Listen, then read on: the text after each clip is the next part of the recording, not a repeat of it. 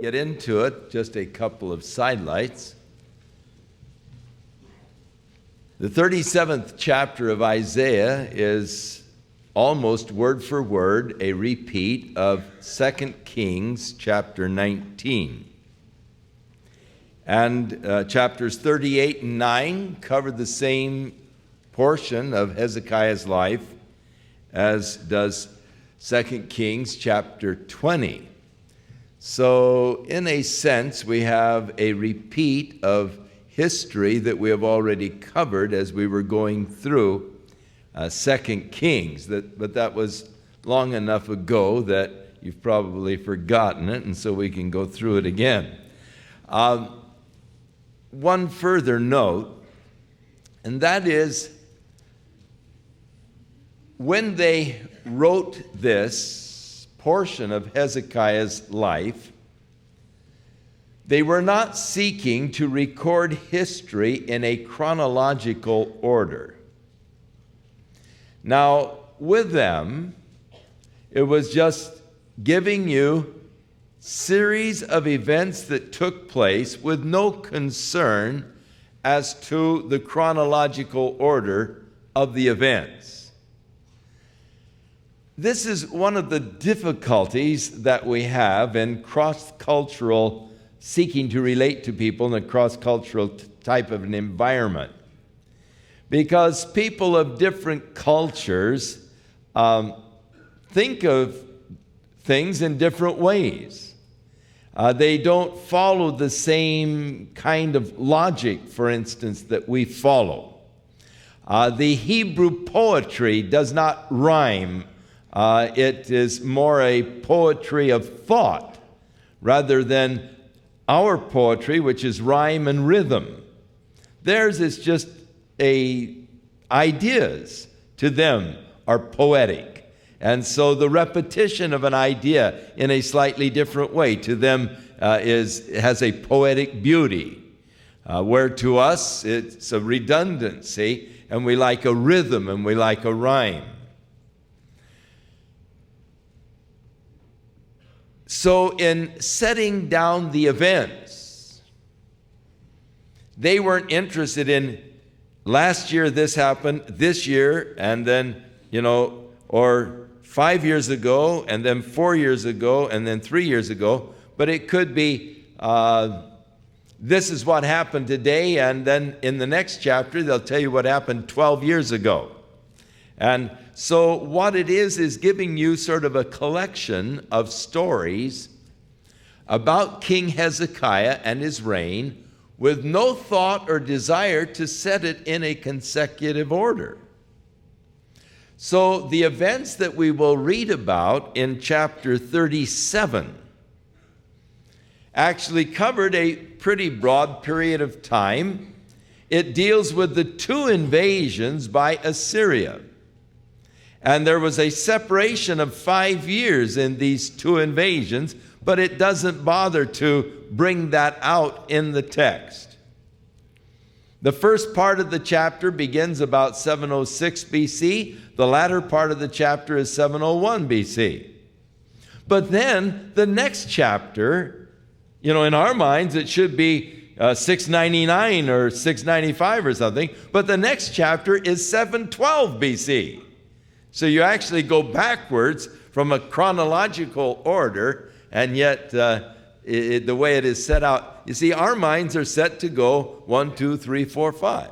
And theirs isn't. It's just whatever hits them, 12, 7, 4, and 15. So that it's just a collection, not in sequential order as far as a chronological history. So with that background, let's take a look at chapter 37. Now, chapter 36 deals with this commander-in-chief that was sent by Sennacherib unto Hezekiah to demand the complete capitulation and unconditional surrender to Assyria. At this particular time, the Assyrians were down in the plain of the Philistines, and the king Sennacherib was in process of besieging Lachish. He had sent his commander-in-chief with these threats and with the demands for unconditional surrender. So the servants of Hezekiah had talked with this commander-in-chief there at the wall, and when they heard these demands, they tore their clothes, they came to Hezekiah, and they told him the words of this commander-in-chief of the Assyrian armies. And so, chapter 37, verse 1, it came to pass when King Hezekiah heard it, the demand for unconditional surrender, he tore his clothes and covered himself with sackcloth, and he went into the house of the Lord. His first reaction and response to this very troubling news was to go into the house of the Lord, ostensibly to seek the Lord's guidance and help in the hour of crisis. Going into the house of the Lord is a wise move when you're in trouble. When you are facing circumstances that are troubling you, you cannot understand them. It's good to go into the house of the Lord because there we get the eternal perspective. Living in this world and caught up with the day-by-day circumstances of the world, it is very easy to lose the consciousness of the eternal. I am prone to measure things by how they affect me today. What effect this is going to have on my life next week. Whereas when I view them from the eternal perspective, that which is so troubling to me now, that which disturbs me so much now, is really of no consequence from an eternal standpoint. We used to have sort of a saying when we were in Bible college, when things would go wrong and somebody would be all upset over a grade that he got or whatever, we'd say, hey, 100 years from now, it won't make any difference. You know, see things in their eternal light rather than in the temporary discomfort that I might have. But we get so caught up in this present, and we get just all churning inside over this present dilemma. And we lose sight of the eternal so many times. Peter spoke of the problem of not being able to see that which is afar off. We only see that which is near. And this is so true of our lives. We are short-sighted and we can only see the immediate consequence, the immediate effect, the immediate result. And we fail to see the eternal consequences or realize that it really is of no eternal consequence at all. It really doesn't make any difference from an eternal standpoint. Now, this makes it difficult with us trying to understand the work of God in our own lives. Because as God is working in your life, He's in the eternal, and He's always working the eternal plan. He is interested in your eternal welfare. Now, in working out that eternal plan, it may be that you're going astray and He has to put you in temporary discomfort. And because I live in this temporary consciousness, I am uncomfortable in this situation in which I find myself. And God, why? If you really love me, why would you allow this to happen to me? And I complain over these present circumstances that I am experiencing at this moment that are very uncomfortable for me. And God is working out the eternal plan. And so God sees the thing from an entirely different perspective. And that's why I have difficulty so often in understanding the way of God in my life. And that is why it is so important when I am faced with this kind of a dilemma that I go into the house of the Lord. Now, Hezekiah was facing a present threat. Here's the commander-in-chief of the Assyrian army saying, hey, you either surrender unconditionally or we're going to come and we're going to starve you out. We're going to destroy you. No city, no nation has been able to stand against our army. Don't you think you can stand? And don't let your king Hezekiah deceive you into thinking God's going to come through and save you. There are no gods that can save from the Assyrians. And Hezekiah is disturbed. Things look very dark. And so he goes into the house of the Lord. God, why, I've tried to be a good king. I've tried to live a right kind of a life. I've tried to do your will. And yet, Lord, look what's happening. And so he went into the house of the Lord, where we always should gain the eternal perspective. Purpose of gathering together here is to broaden the perspective of life that we might begin to see things from the eternal rather than just the temporary in which we live in the world outside. Not only did he go to the house of the Lord, but he took and sent his servant Eliakim and Shebna, the scribe, with the elders and the priests who were covered with sackcloth. He sent these notable men unto Isaiah. It shows the trust that he had in Isaiah and the position that Isaiah the prophet had there within the nation.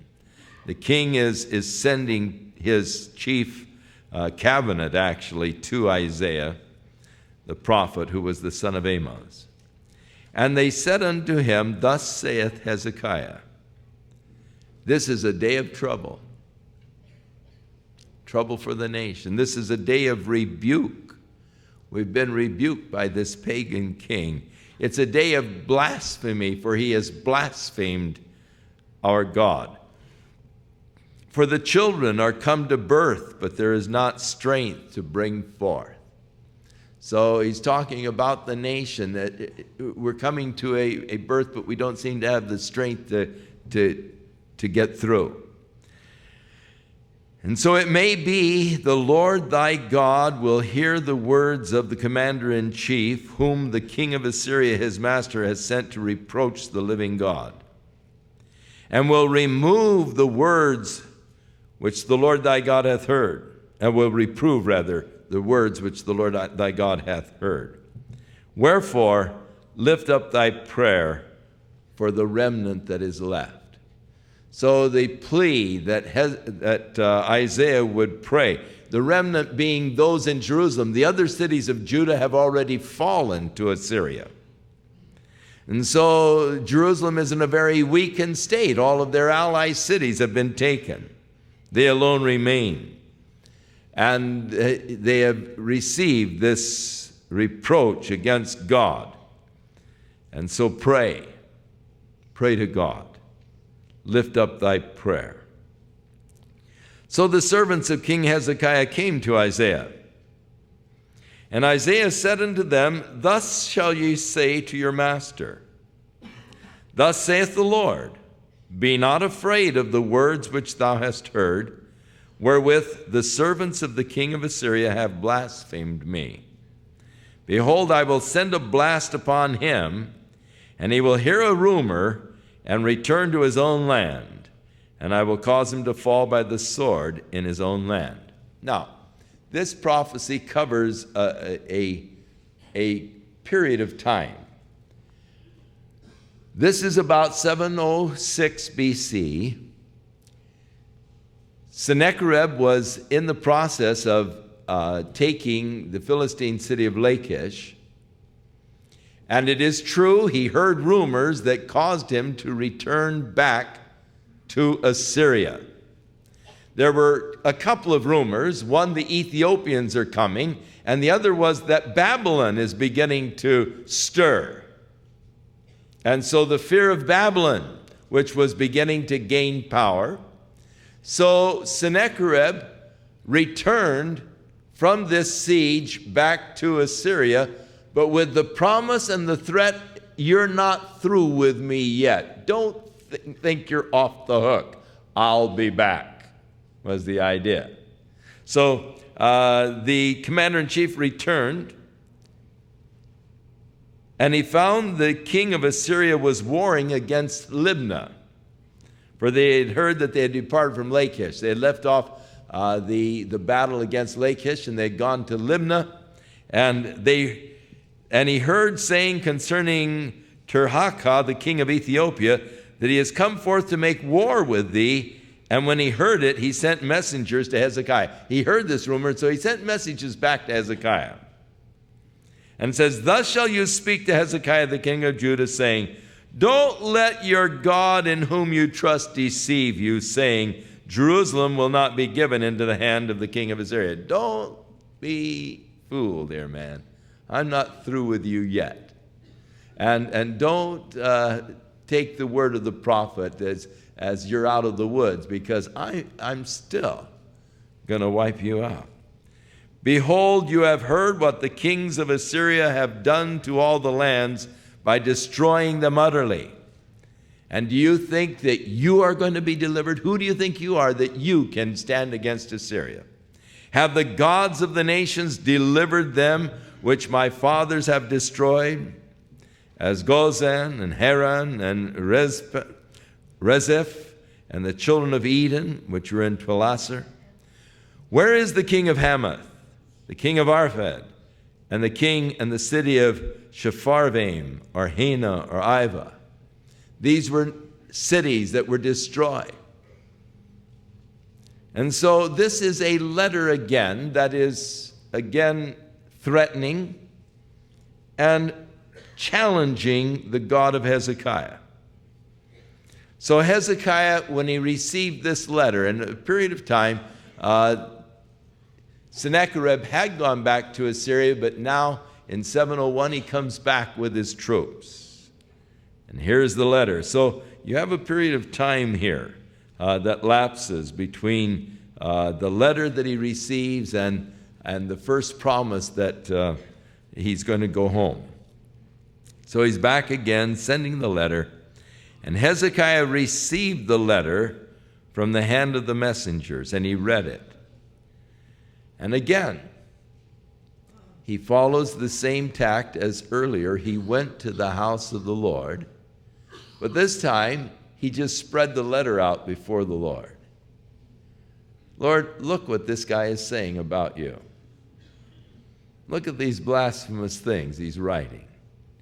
And so he went up into the house of the Lord, and he spread it out before the Lord, and Hezekiah prayed unto the Lord, saying, O Lord of hosts, and as we pointed out this morning, the address of the prayer is very important. Who are you addressing your prayers to? So important that we have the right address on our prayers. Jesus said, when you pray, pray, Our Father which art in heaven. That's a good address. It's an address that presupposes relationship. And relationship is essential for prayer. It is important in prayer that you have a relationship with God, that you know Him as your heavenly Father. Our Father which art in heaven. There's relationship. You see, as a son, you have the right to come to your father anytime, for any reason. The door to the Father is always open. My kids don't even knock. They know the door is always open. Dad is always there. And so the relationship, and so important in prayer, is relationship. You remember the woman, the Syrophoenician woman, who came to Jesus concerning her daughter and said, Jesus, thou son of David, have mercy on me, for my daughter is grievously vexed with a devil.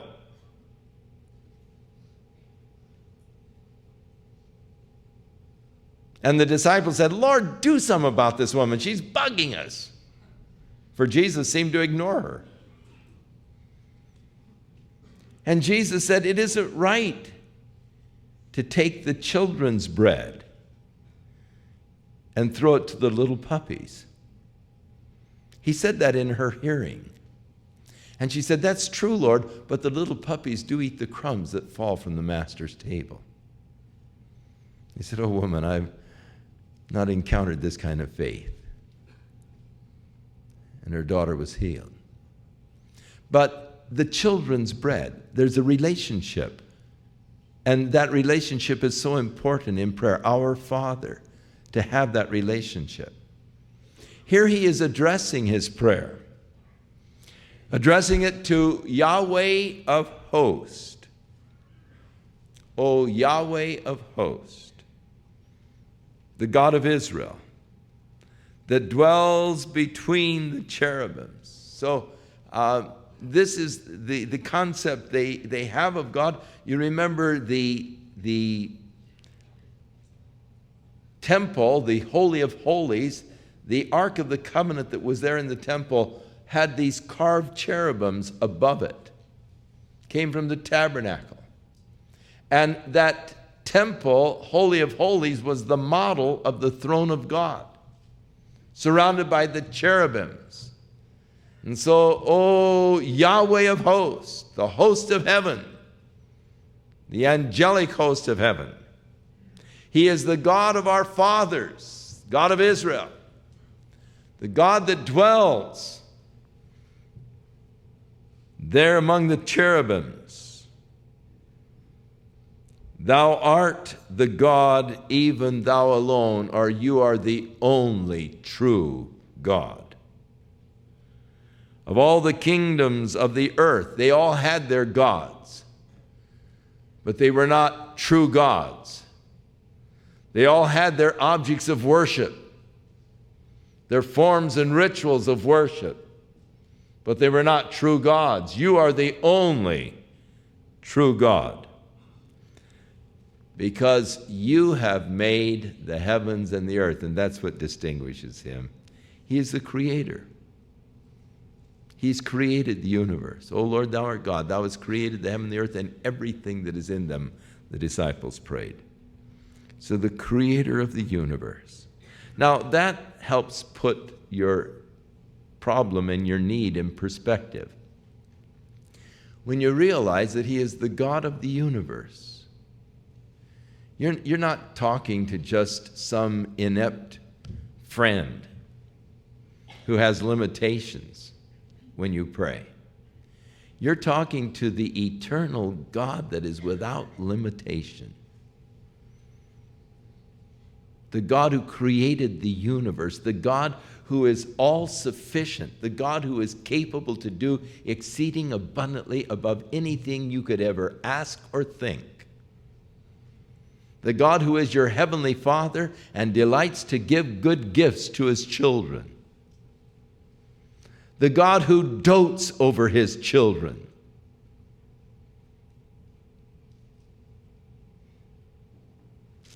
How wonderful the privilege to be able to bring our needs to a God like this. His prayer is, Lord, hear, and Lord, see. Hear what they are saying. See what they are doing. Hear all the words of Sennacherib, which he has sent to reproach you, the living God. Now of a truth, Yahweh, the kings of Assyria have laid waste all of the nations and their countries. They have cast their gods into the fire, for they were not really gods. They were the works of men's hands. They were of wood. They were of stone. And that's why they were able to destroy them. But now, therefore, O Yahweh, our God, save us from his hand, that all of the kingdoms of the earth may know that you are Yahweh, the only God. For your sake, for your glory, that the whole world may know that you are the only true God. Lord, deliver us out of his hands. All of the other gods were inept. They were not able to save out of the hand of the Assyrian, but no wonder, they weren't gods anyhow. But Lord, save us, that the whole world may know there is no God like you. You alone are God. So then Isaiah sent a message to Hezekiah the king, saying, Thus saith Yahweh, the God of Israel, the God that he had addressed. Inasmuch as you have prayed to me against Sennacherib, the king of Assyria. This is the word that the Lord speaks concerning him. The virgin, the daughter of Zion, hath despised thee and laughed thee to scorn. The daughter of Jerusalem has shaken her head at thee.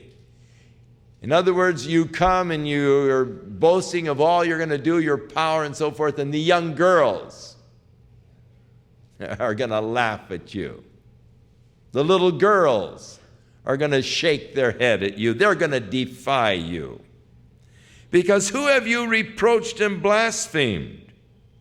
Against who do you think you've exalted your voice and lifted up your eyes on high? Even against the Holy One of Israel. And by your servants, Eliakim and these others, or not Eliakim, beg your pardon, the commander-in-chief, you have reproached the Lord, and you have said, By the multitude of my chariots I am come up to the height of the mountains, to the sides of Lebanon, and I will cut down the tall cedars and the choice fir trees, and I will enter into the height of his border in the forest of his Carmel. I have digged and drunk water, and with the sole of my feet have I dried up all the rivers of the besieged places. So he was boasting of his power. I've conquered the mountains of Lebanon. I'm able to take care of my troops. We dig wells and drink of them when we're in need. We've got the men and the resources to do what we want to do. We can stop up the rivers of the besieged places. And this was a tact and a ploy of the kings in those days, or of the generals. When you were coming against a city, you would find their water reserves. And then what you would do is stop up the springs. Usually the springs that fed the city were outside of the city walls. And so the idea was always to find out the source of water, cut off the water, and the city cannot survive with just a short time without water. And that was the ploy that was often engaged. And that is why Hezekiah built that tunnel to bring the water of the Gihon spring on inside of the city walls. And then they covered over the tunnel on the outside so the Assyrians wouldn't know where the water supply came from. In the city of Megiddo, you have a similar thing where they built this same kind of a tunnel in Megiddo to bring the water from the spring outside of the city on into the city itself. And so you've got a similar kind of a situation there in Megiddo. In the city of Samaria, their water supply was off on another hill, and so they had an ingenious way of, water seeks its own level. And so they built this tube, and all to bring the water from this other hill and on up into the city of Samaria, and they didn't realize that their water supply was actually from this distant hill a couple miles away, and because of this tube, and water sought its own level, and so they built a pool over there, and from the spring, and the water fed the city of Samaria. But they were always trying to disguise their source of water. And he's saying, look, I've stopped up the waters that these besieged cities were depending upon. Have you not heard long ago how I have done it? These are the boast of Sennacherib. Then God answers him. He says he's dried up all the rivers and so forth. But God said, hast thou not heard long ago how I have done it?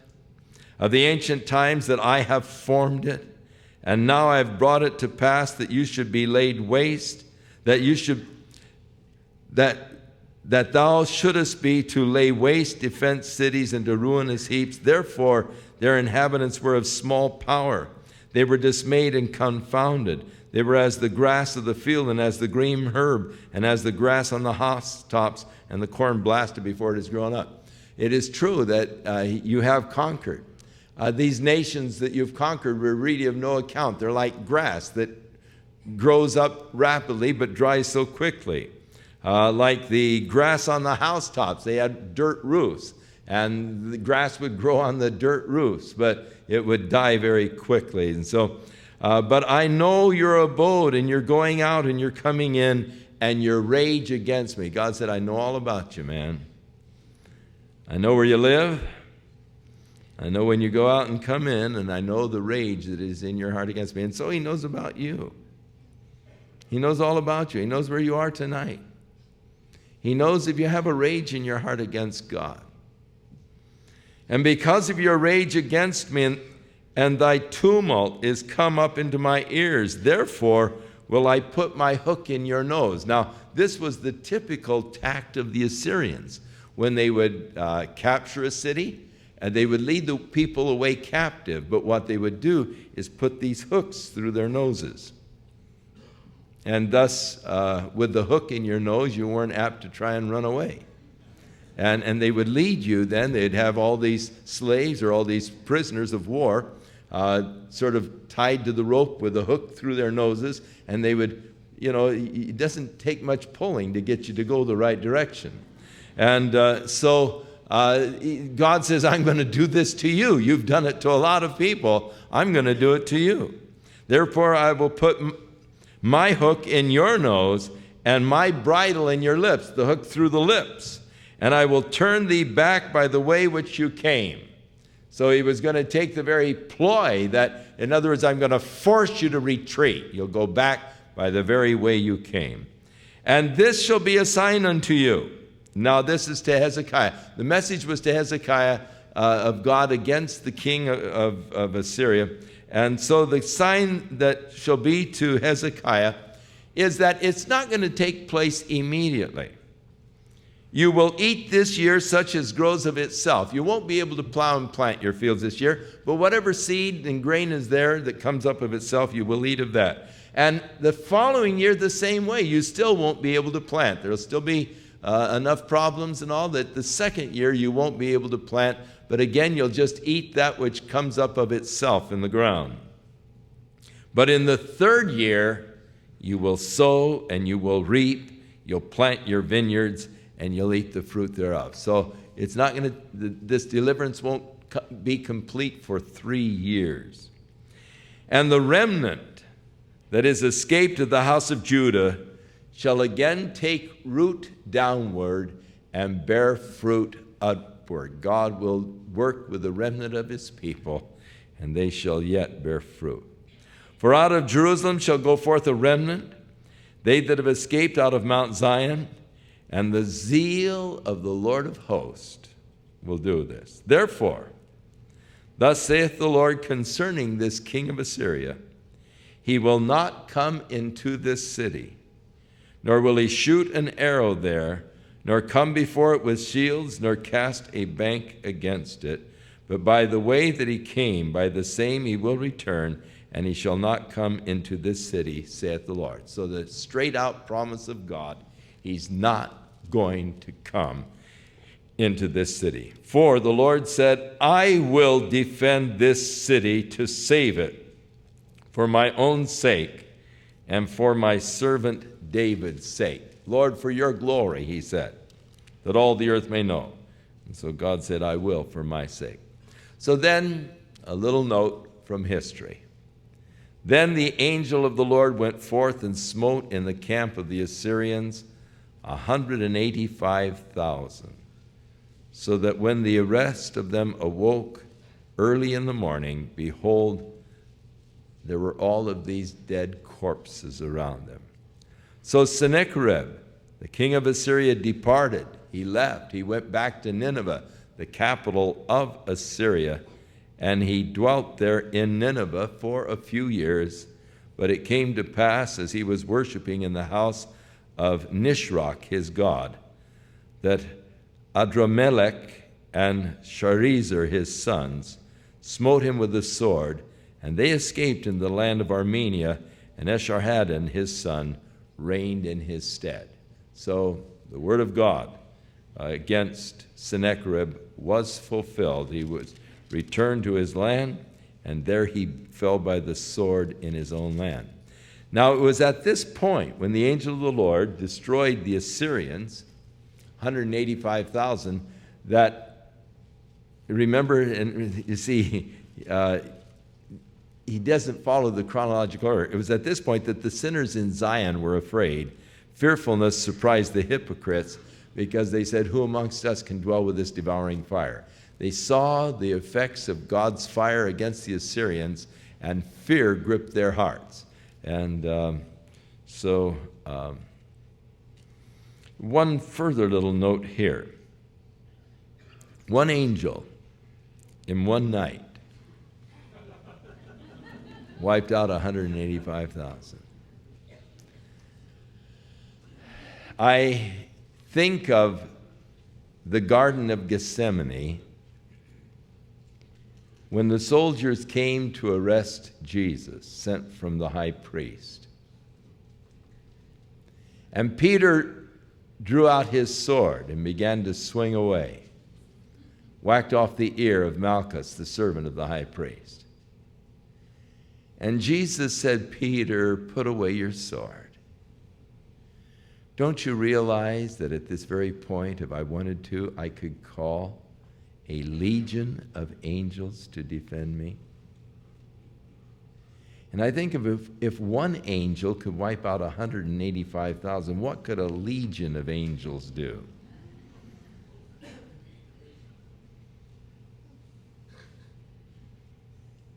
Jesus said, no man takes my life, I give my life. He was surrendering to the cross, to the will of the Father, and going to the cross. He could have spared it. He could have said, okay, Dad, it's enough. They're not worth it. Let the angels, and I can imagine that God had to restrain the angels. I imagine that they were incensed at the treatment that the Son of God was receiving. I imagine that they would have done a real rip-up job had God let them at that point. Probably nothing would have remained of the world if God had just let the angels go at that time. So don't you, and doesn't that sort of show the folly of our trying to defend God? And yet how many times we sort of find ourselves in that posture of defending God. That's nice, but you know, God really doesn't need your defense. He's able to take care of himself quite handily. We need God's defense. Sort of like the idea of supporting God. You know, send in your offering this week or God's going to be in the poorhouse. God's going broke. It's almost over. If you don't come through this week, he's filing for bankruptcy. Poor God. He needs your support in order to survive. No. Help us. We need his support in order to survive. Now, chapter 38 takes place about 11 years before the end of chapter 37. So we go back to about 712 was the time of Hezekiah's sickness. But this is just another story about Hezekiah and his prayers. Hezekiah was brought to his knees on different occasions through different experiences, even as God brings us to our knees as the result of the experiences of life. And he resorted to prayer in his times of trouble, even as we should always resort to prayer even before we get in trouble. So in those days, Hezekiah was sick unto death. And Isaiah the prophet, the son of Amos, came to him and said, Thus saith the Lord, set your house in order, because you're going to die and not live. Write your will and get things taken care of, because you're going to die. And so Hezekiah turned his face toward the wall, and he prayed to the Lord. Bad news for Hezekiah. The prophet says, God says you're going to die and you're not going to live. And so Hezekiah said, Remember now, O Lord, I beseech thee, how I have walked before thee in truth with a perfect heart. And I have done that which is good in your sight. And Hezekiah wept sore. Whether or not he was afraid to die or just felt he was too young to die or what, we don't know. But he really didn't like the prospect of facing death. And thus he prayed, and he was weeping, grievously weeping before God. And then came the word of the Lord to Isaiah, saying, and actually we read in 2 Kings chapter 20 that before he even got out of the court, he had come and given the king the message, and he was heading back out through the king's court. And when he was halfway through the court, Hezekiah got the message, turned his face to the wall, started crying and praying unto God.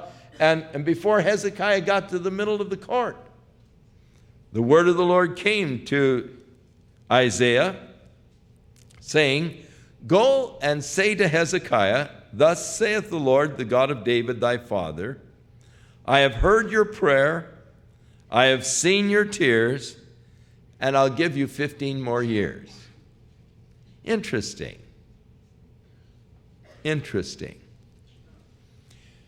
Because it brings up this age-old problem concerning the sovereignty of God and the effect of prayer upon God. You see, you can carry that sovereignty of God so far as to make man's actions totally unnecessary. God is going to do what he is going to do, and no man can stay the hand of God. Who is man to stay the hand of God? The purposes of God shall stand, and that which he has purposed he shall accomplish. And you can make prayer just really of no value or no effect, because God's going to do what he's going to do anyhow, so why pray? But this does show to us that prayer does change things. Hezekiah had received the message, get your house in order. Get things straight, because you're going to die and not live. And the fellow immediately began to pray and cry before the Lord. And instantly, before Isaiah even got out of the court, the Lord came to Isaiah and said, Go back and tell him God's heard his prayers. He saw his tears. He's going to give him 15 more years. Add 15 years to your life.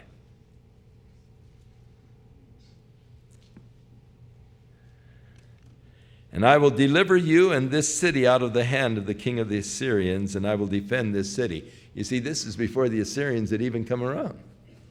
But they were taking other cities, and they had taken the northern kingdom, and so there was that threat. Now, it brings up another interesting problem.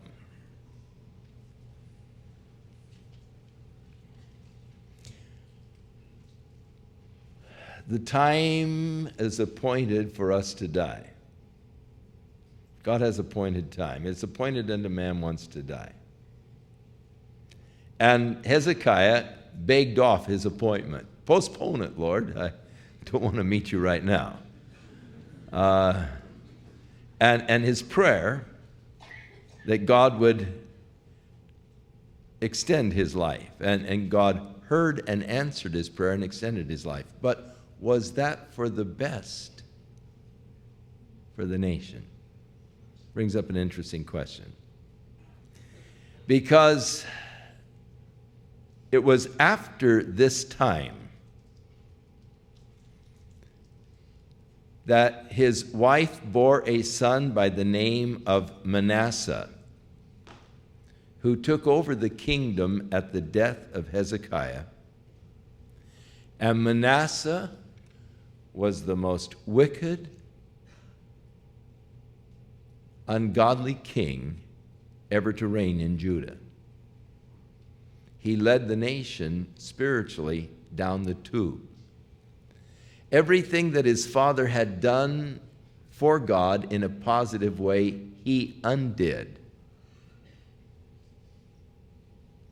And so you think that for the nation, they would have been better off had Hezekiah died at that point.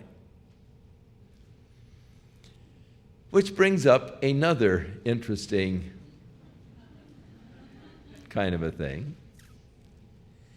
And that is God's direct will for our lives and God's permissive will for our lives. And it would seem that God does have a direct first desire, but there is latitude, and God will give you second or third best if you won't come to his first best for you. His first best being his direct will for your life. Now, we do know that God is not willing that any should perish, but that all should come to repentance. Now, if you don't come to God's first direct will for your life, then you will have God's permissive will, and he'll permit you to destroy yourself. He'll permit you to go to hell.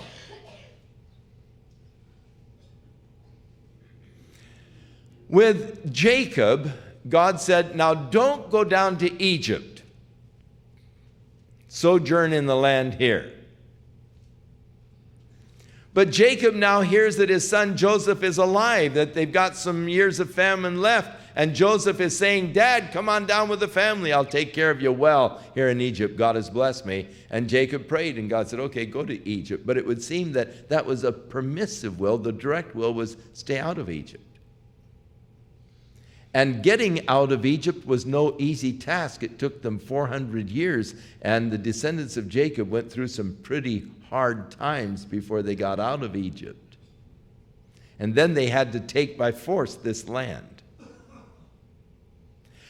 Balaam, when King Balak sent to him and said, come and curse these people that are invading my land. And Balaam prayed, and the Lord said, thou art not to go to the king. You're not to curse these people. They are my people. And so the king sent back other messengers, more notable, with greater rewards for divination. And when he saw all of the loot that the king was offering him, he prayed again. Oh God, you've got to let me go. Please let me go. Lord, I want to go. And the Lord said, all right, go. But don't say more than what I tell you. But there was the permissive will of God. The direct will of God was don't go. He was permitted to go. And is it possible for us to insist that God give us second best or third best? That we sort of rebel against the first plan of God, and so he allows a lesser alternate plan for our lives? Interesting things to ponder in your meditations. I'm not going to try and give you any answers because I don't have them. I only ask questions.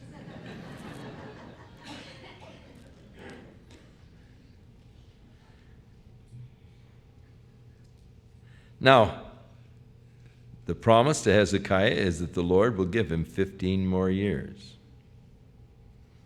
And I will deliver you and this city out of the hand of the king of the Assyria, for I will defend this city. And God did that 12 years later, quite a way. And this shall be the sign unto you from the Lord. The Lord will do this thing that he has spoken. Interesting sign, a very dramatic one indeed. Behold, I will bring again the shadow of the degrees which has gone down on the sundial of Ahaz 10 degrees backwards. So the sun returned 10 degrees, by which degrees it had gone down. Now, the physicists and the astronomers and all have great difficulty with this particular passage. For we know that the sun actually doesn't revolve around the earth, but the earth revolves around the sun, and our day and night are caused by the revolution of the earth upon its axis. And so for the shadow to go back on the sundial would mean that the earth would have to stop its rotation and reverse itself and then start it up again. And from a standpoint of physics, that would be a pretty tough thing because the earth is spinning at about 1,000 miles an hour here on the surface. As we're spinning, you're going about 1,000 miles an hour. And to put on the brakes, you know what happens in your car when you put on the brakes suddenly, you're thrown forward. And so the hypothesis would be that we'd all be thrown off the earth. If the thing suddenly put on the brakes, we'd all be flying out into space. And so how did God do this? It's a real problem for those who have a small concept of God. But if your concept of God is correct, you have no problem at all.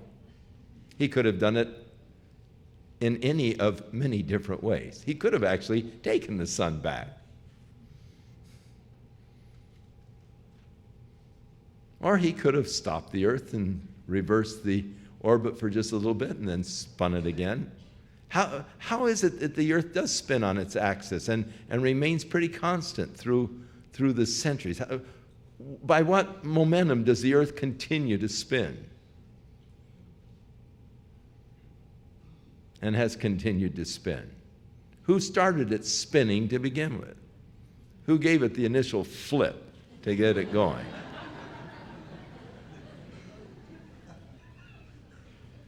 And so if your concept of God is a biblical concept, in the beginning, God created the heavens and the earth.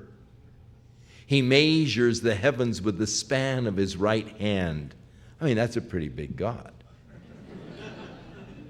How big is the universe? We're not sure. We're still discovering galaxies that are out there further than we thought there was anything at all.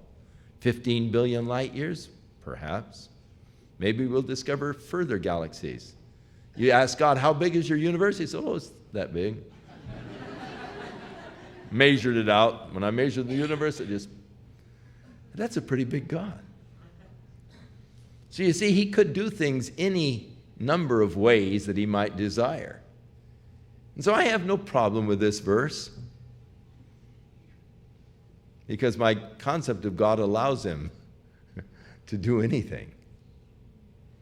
And thus, I have no problem with this. It's only those people who have that narrowed concept of God that find great difficulties with verses like this. And I feel sorry for them. So the writing of Hezekiah, the king of Judah, when he had been sick and was recovered of his sickness. This is sort of the song that he wrote when he recovered from this sickness. He thought he was going to die. And so when he recovered, he wrote this song. I said in the cutting off of my days, I shall go to the gates of the grave. I'm deprived of the residue of my years. I'm being cut off too early. It's too short. I said, I shall not see the Lord, even the Lord in the land of the living. I shall behold man no more with the inhabitants of the world. I'm going to be wiped out. I'm not going to be able to go into the temple of the Lord. I won't be there with the people of God anymore. My age is departed. It's removed from me as a shepherd's tent. I've been cut off like the weaver. My life, I have cut off like a weaver my life, and he will cut me off with pining sickness. From day even to night wilt thou make an end of me. It's all over. I'm so young, and yet it's all over. And so he said, I reckon till morning, that as a lion, so will he break all my bones. From day even to night will he make an end of me. I'm going to be destroyed. And so he said, like a crane or a swallow, so did I chatter. Perhaps he was having chills, just teeth chattering like a crane or a swallow. I did mourn as a dove, groaning and mourning on his bed. My eyes fail with looking upward. O Lord, I'm oppressed. Undertake for me. What shall I say? He hath both spoken unto me, and himself he has done it. And so I shall go softly all my years in the bitterness of my soul. God heard me. He responded. And so I will live carefully before him. O Lord, by these things men live, and in all of these things is the life of my spirit. And so will you recover me and make me to live. The promise that God was going to heal him. Behold, for peace I had great bitterness, but you in your love to my soul delivered it from the pit of corruption, and you have cast all of my sins behind my back. Oh, that's glorious. Lord, you've forgiven my sins. You've cast them behind my back. For the grave cannot praise thee. Death cannot celebrate thee. They that go down to the pit cannot hope for thy truth. The idea of the resurrection of the dead was not fully developed really in the Old Testament. There was thoughts of it. There was talk of it. And yet there was not a full understanding until Jesus rose from the dead. So the living, he shall praise thee as I do this day. The Father to the children shall make known your truth.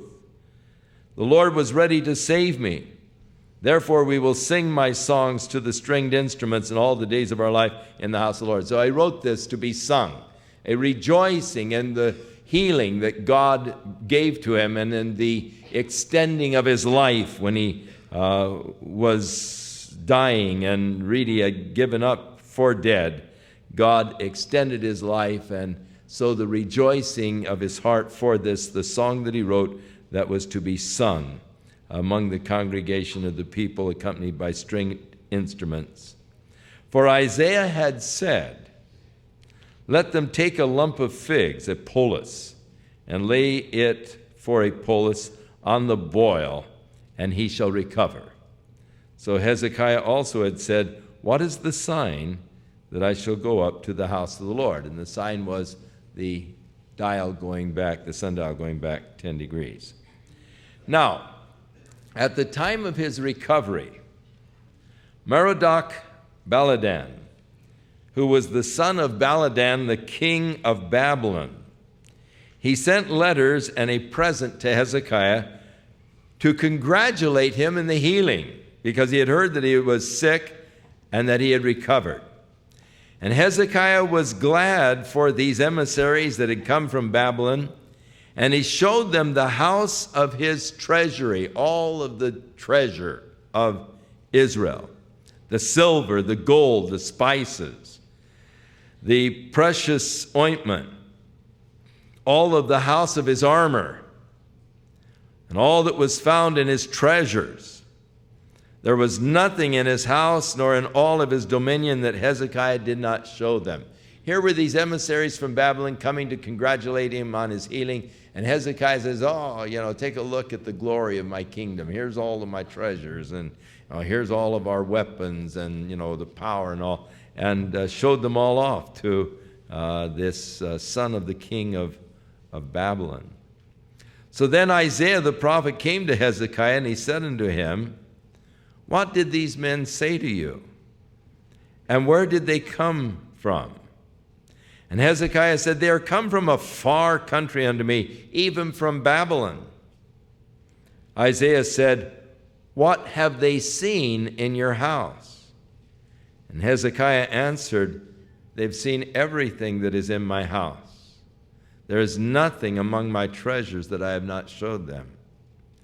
And so Isaiah said to Hezekiah, hear the word of the Lord of hosts. Behold, the days will come that all that is in your house, and that which your fathers have laid up in store, the treasures that they have stored up to this day, they will be carried to Babylon, and nothing shall be left, saith the Lord. Foolish. You see, again, maybe he'd have been better off to have died. The next 15 years were rather disastrous for him and the nation. And of thy sons that shall issue from thee, which you will beget, the posterity, they will take them away as captive. Daniel was one of the descendants of Hezekiah that was taken by Nebuchadnezzar, the king of Babylon, to be a eunuch in the palace of the king of Babylon. He was there as a counselor. Then Hezekiah said to Isaiah, good is the word of the Lord. There is a softness, and there is something in Hezekiah to be admired. God has pronounced a judgment, and he acknowledges what God does is right. Good is the word of the Lord. And that's hard to do when the word has come in such judgment like that, when it's very severe. When God says, oh, I'm going to bless you, I'm going to do all this, you say, oh, good is the word of the Lord. Yeah. But when God lays a heavy on you, to then acknowledge, well, good is the word of the Lord. It's a real faith in God. What God says is right. What God says is good. He accepted the judgment that was pronounced upon his folly.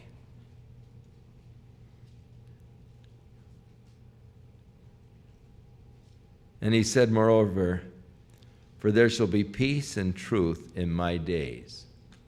So he will live out his life in peace, but following him, bad times are coming. His descendants will be carried away captive. All of the treasure of Jerusalem will be carried away to Babylon. So we come now to the end of the first part of the book of Isaiah, and we enter now into the second part, sort of the New Testament. As we've said, it's a miniature Bible. 39 chapters deal with this portion of Israel's history. The next 27 chapters go into the new promises of God, much about the Messiah and the new age that God is promised to come. It is significant that the next chapter begins with the prophecy of John the Baptist. Verse 3, the voice of him that cries in the wilderness, prepare the way of the Lord, make straight in the desert a highway for our God, and so forth. And so you're entering into the Messiah and the New Testament in the second 27 chapters of Isaiah. So we begin that new section next week, and we see now the promises of God for this new day that God has promised. Shall we stand?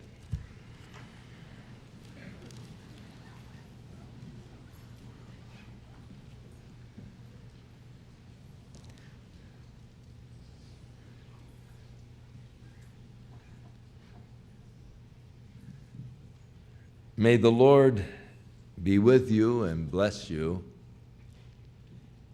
and help you to keep an eternal perspective concerning your life,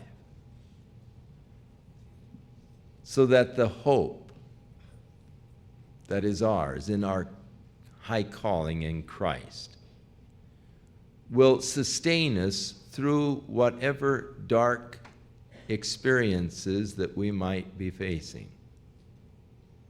May we never lose consciousness of God's eternal plan and eternal purposes for us.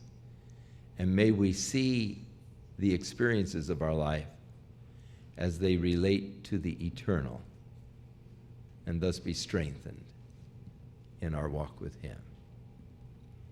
Our Father, which art in heaven, hallowed be thy name. Thy kingdom come, thy will be done in earth as it is in heaven. Give us this day our daily bread, and forgive us our debts as we forgive our debtors. And lead us not into temptation, but deliver us from evil. For thine is the kingdom and the power and the glory forever. Amen.